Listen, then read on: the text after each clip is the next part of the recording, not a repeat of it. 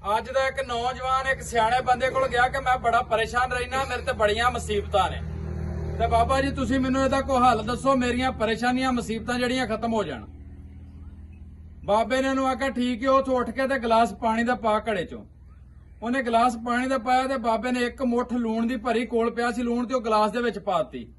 ਪਾ ਕੇ ਉਹ ਨੌਜਵਾਨ ਨੂੰ ਆਖਿਆ ਪੀ। ਜਦੋਂ ਉਹਨੇ ਪੀਤਾ ਤੇ ਬਾਬੇ ਨੇ ਪੁੱਛਿਆ ਜ਼ਾਇਕਾ ਕਿਸ ਤਰ੍ਹਾਂ ਆਇਆ? ਆਂਦਾ ਵੀ ਜ਼ਾਇਕਾ ਬੜਾ ਹੀ ਕੌੜਾ ਸੀ ਤੇ ਨਾਲ ਹੀ ਉਸ ਮੁੰਡੇ ਨੇ ਥੁੱਕ ਦਿੱਤਾ। ਜਦੋਂ ਥੁੱਕ ਦਿੱਤਾ ਤੇ ਬਾਬੇ ਨੇ ਉੱਥੋਂ ਹੀ ਮੁੱਠ ਲੂਣ ਦੀ ਭਰੀ ਤੇ ਉਹਨੂੰ ਨਾਲ ਲੈ ਕੇ ਤੇ ਆਂਦਾ ਚੱਲ ਮੈਂ ਨਾ ਥੋੜਾ ਆਪਾਂ ਦੂਰ ਜਾਣਾ ਮੈਂ। ਉੱਥੇ ਗਿਆ, ਉੱਥੇ ਇੱਕ ਨਹਿਰ ਵਗਦੀ ਸੀ, ਭਈ ਜਾ ਕੇ ਉਹ ਮੁੱਠ ਲੂਣ ਦੀ ਨਹਿਰ ਦੇ ਵਿੱਚ ਸੁੱਟ ਕੇ ਉਹਨੂੰ ਆਖਿਆ ਹੁਣ ਇੱਥੋਂ ਪਾਣੀ ਪੀ।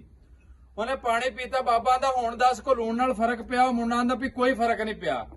ਬਾਬਾ ਆਂਦਾ ਇਸੇ ਤਰ੍ਹਾਂ ਹੀ ਸਾਡੀ ਜ਼ਿੰਦਗੀ ਦਾ ਅਗਰ ਅਸੀਂ ਜਦੋਂ ਮੁਸੀਬਤ ਦੇ ਵਿੱਚ ਆਈ ਅਗਰ ਆਪਣੇ ਆਪ ਨੂੰ ਛੋਟਾ ਕਰ ਲਈਏ, ਮਾਯੂਸ ਹੋ ਜਾਈਏ ਤੇ ਸਾਡਾ ਜ਼ਾਇਕਾ ਉਸੇ ਤਰ੍ਹਾਂ ਗਲਾਸ ਦੇ ਪਾਣੀ ਵਾਂਗੂ ਹੋ ਜਾਏਗਾ।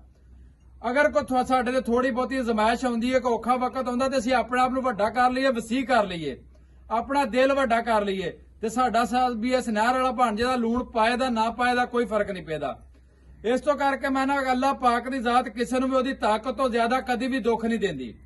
ਜਦੋਂ ਵੀ ਦਿੰਦੀ ਹੈ ਉਸ ਬੰਦੇ ਨੂੰ ਜਦੋਂ ਅਗਰ ਸੁੱਖ ਦਿੰਦੀ ਹੈ ਤੇ ਉਹਦੀ ਔਕਾਤ ਤੋਂ ਜ਼ਿਆਦਾ ਦਿੰਦੀ ਹੈ। ਇਸ ਤੋਂ ਕਰਕੇ ਹਰ ਹਾਲ ਦੇ ਵਿੱਚ ਅੱਲਾਹ ਪਾਕ ਦਾ ਸ਼ੁਕਰ ਅਦਾ ਕਰਨਾ ਚਾਹੀਦਾ ਹੈ। ਅਗਰ ਔਖਾ ਵਕਤ ਆ ਵੀ ਜਾਵੇ ਤੇ ਆਪਣੇ ਆਪ ਨੂੰ ਥੋੜਾ ਜਿਹਾ ਵੱਡਾ ਕਰ ਲਓ, ਵਸੀਹ ਕਰ ਲਵੋ, ਇਨਸ਼ਾਅੱਲਾ ਜਲਦੀ ਗੁਜ਼ਰ